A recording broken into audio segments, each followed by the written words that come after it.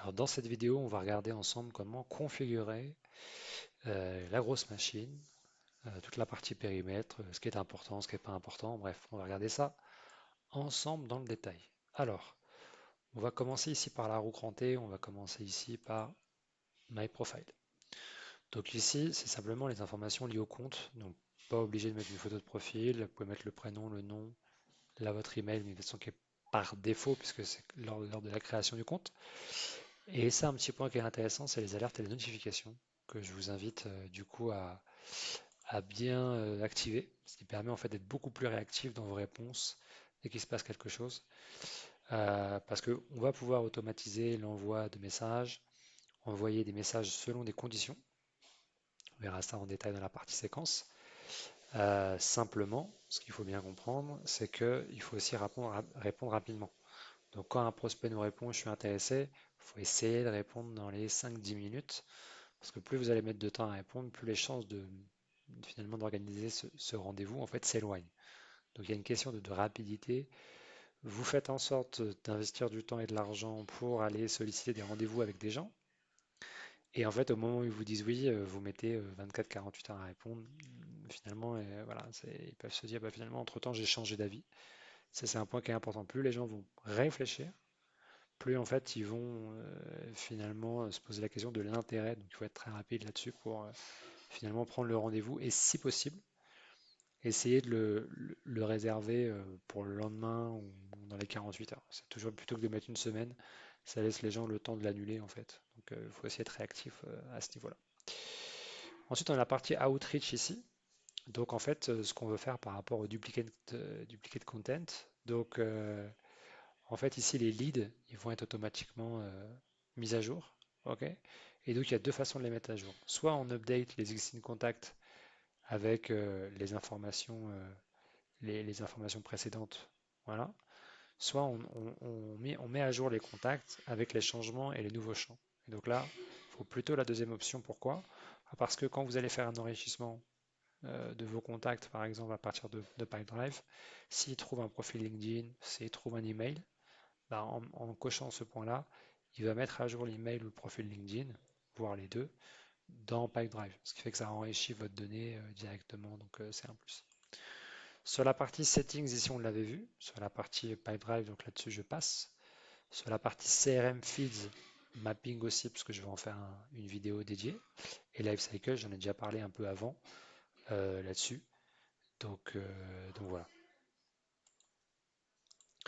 Ensuite, ça c'est un point qui est important, c'est la partie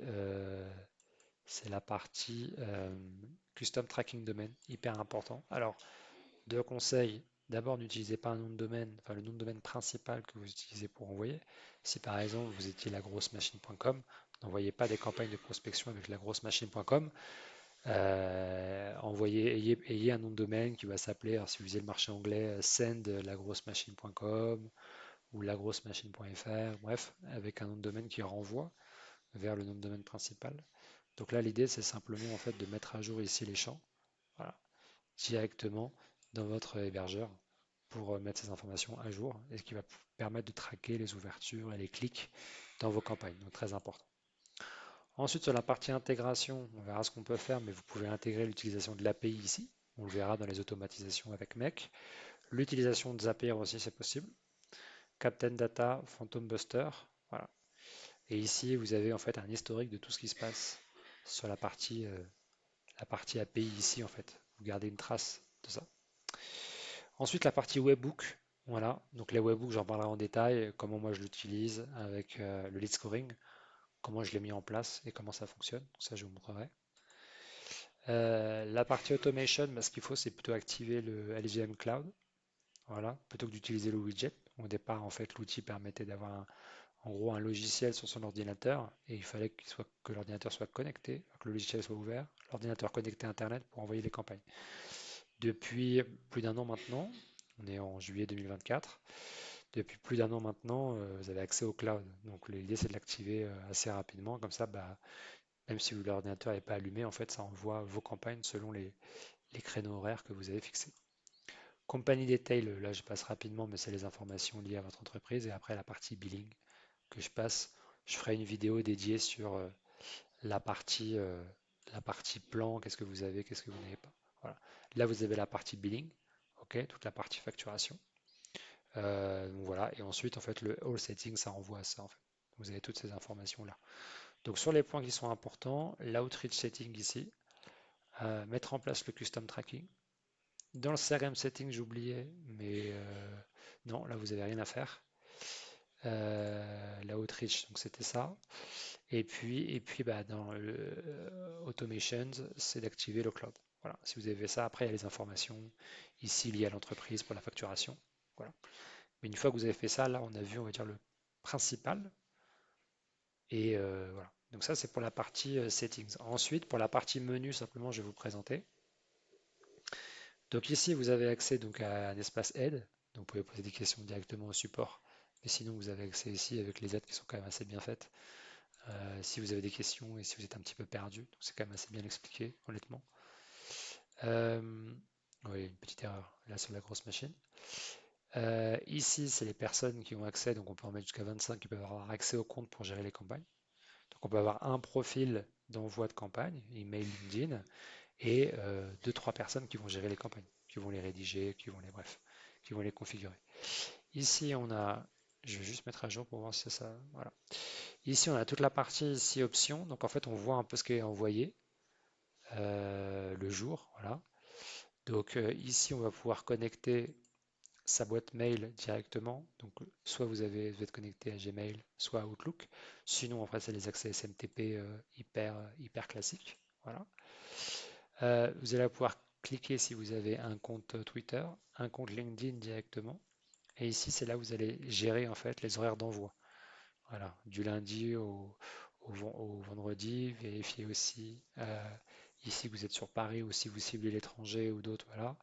Les limites, alors quand vous démarrez, laissez-les comme ça au départ pour éviter de vous faire griller, surtout sur LinkedIn. Voilà. N'essayez pas de vouloir augmenter le nombre d'invitations parce que vraiment vous allez avoir des problèmes. Donc laissez comme c'est. Euh, Ensuite, ici vous avez la partie signature. Donc petit conseil pour la signature, pas de mail, pas de photo, pas de lien vers vos réseaux sociaux. L'idée c'est que si vous avez un lien, vous le mettez dans le corps de texte parce que ça renvoie à une étude de cas, ça renvoie à une landing page, ça renvoie à quelque chose, à un contenu. Par contre, faire de signature hyper simple. Donc prénom, nom, la fonction, le numéro de téléphone portable. Les gens vont pas vous appeler, mais ils ont confiance. Et, voilà, ils se disent il y a une vraie personne derrière. Voilà. Et l'adresse du site internet, par exemple, pourquoi pas pour crédibiliser, mais sans mettre de lien. Voilà. Parce que c'est pas pour éviter en fait au départ de perdre un peu en délivrabilité. Voilà. Et là, vous avez un peu résumé toutes les actions qui ont été faites sur le contact en personne. Là, s'il y a eu des petits soucis, par exemple, avec les profils LinkedIn. Voilà, tout simplement. Mais là, on voit un peu un résumé, donc c'est pas mal. Ça va me garder un œil dessus. Voilà, partie membre, donc la partie identité. Et c'est ici que vous allez pouvoir aussi ajouter des identités. Bien sûr, ça sera à payer en fait. À chaque fois que vous allez ajouter une identité, ça va être un coût supplémentaire. Voilà. Donc, quand vous prenez un abonnement, vous avez une identité, c'est une personne qui peut envoyer invitation LinkedIn et des emails.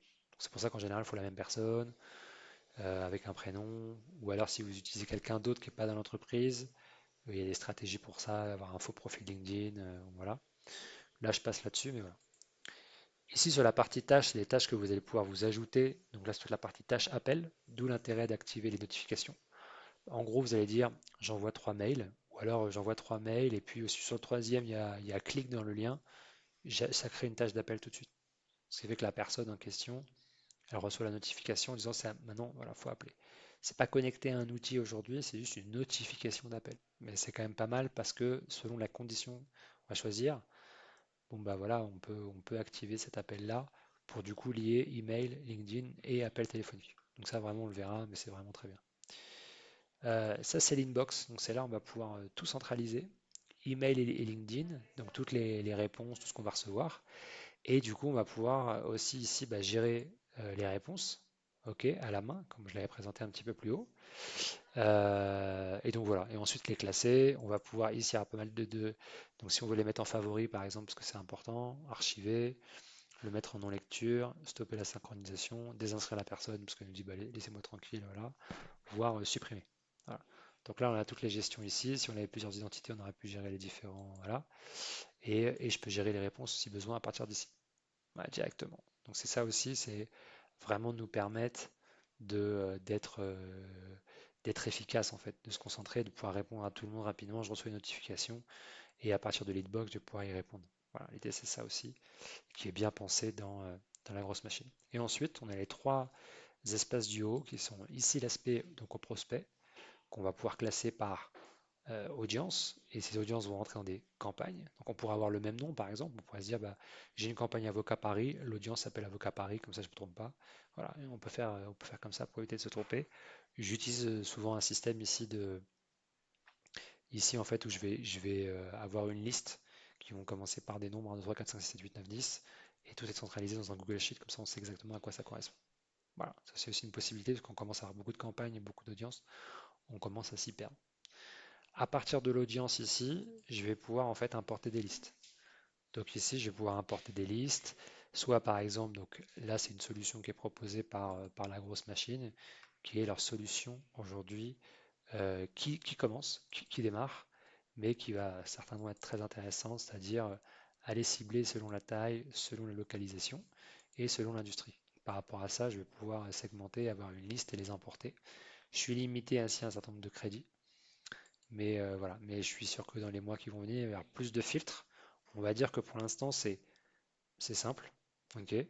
Mais dans les mois qui viennent, l'idée c'est voilà. Donc on a quand même besoin d'outils complémentaires. Importer directement avec LinkedIn. Si vous avez 16 navigateurs, c'est mieux parce que vous avez accès à une dizaine de filtres supplémentaires, donc vous pouvez être beaucoup plus précis dans le fait de créer des bases. Importer via le CRM, donc par exemple Pipedrive, je clique dessus, j'ai créé un filtre, j'en ai déjà parlé, ou import via un CSV. Vous avez un CSV, vous voulez importer votre liste, vous pouvez le faire aussi directement par ce biais-là et la liste va s'importer. Ensuite, vous allez matcher les champs, c'est assez classique, et vous allez les importer directement. Voilà, directement là-dessus. Et cette partie ici, du coup, donc là, je peux sélectionner l'audience et puis je peux sélectionner des filtres. Par exemple, je pourrais dire, OK, bah, je veux toutes les personnes, par exemple ici, qui ont complété une campagne mais qui n'ont pas répondu. Voilà.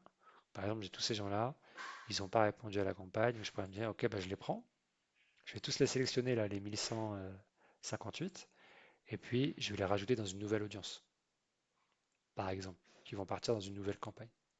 Ok? Ça, c'est possible. Je peux rajouter une note aussi, bref, je peux rajouter, voilà, ça, c'est le genre de choses que vous pouvez faire directement. Si besoin, créer un lead à la main. Bon, c'est peut-être qu'il y a un petit souci dans le process si vous devez en faire un seul ou régulièrement à la main, il y a peut-être quelque chose à automatiser. Ensuite, la partie report. Donc là, on le verra un peu plus tard en détail sur une autre campagne, mais j'expliquerai un peu ce qu'on y voit. La solution peut être un peu perfectible sur les résultats qu'on peut avoir. Voilà. Mais honnêtement, c'est top. Parce que ça, on a quand même les bases on voit le nombre de comptes qui ont été activés, le nombre qui ont été contactés, et ceux qui restent à contacter. Donc on voit si on a encore du volume derrière. Et donc du coup, voilà, on peut se dire c'est bon, je peux laisser tourner, j'ai encore du volume. Et puis les positionner, est-ce qu'ils a répondu, est-ce qu'on a gagné, est-ce qu'on a perdu, pour voir après, dans le temps, les campagnes qui ont des résultats ou pas. Et ensuite, les campagnes, ça je vais plutôt faire une vidéo dédiée là-dessus. On va pouvoir créer des campagnes, alors ça va dépendre aussi de votre forfait, mais en fait ça va être assez simple, ça va être créer des campagnes. Soit on a un bon forfait, on peut les créer from scratch, soit on a des modèles de campagne, si vous avez un abonnement qui est pas le plus important, et là vous allez partir plutôt des campagnes déjà existantes. Ce qui en même temps est un avantage, que ça permet de lancer rapidement des campagnes. On clique dessus, on remplit les champs et on l'envoie. Voilà. Et à partir de là, on peut faire des campagnes. Là, on le voit, mais du coup, email, invitation LinkedIn, si la personne a accepté, on lui envoie un message. On peut faire des voice messages si la personne a accepté l'invitation. On peut rajouter du coup une étape d'appel, à la main bien sûr, mais du coup, on reçoit la notification. Et puis surtout, le point fort, c'est les conditions.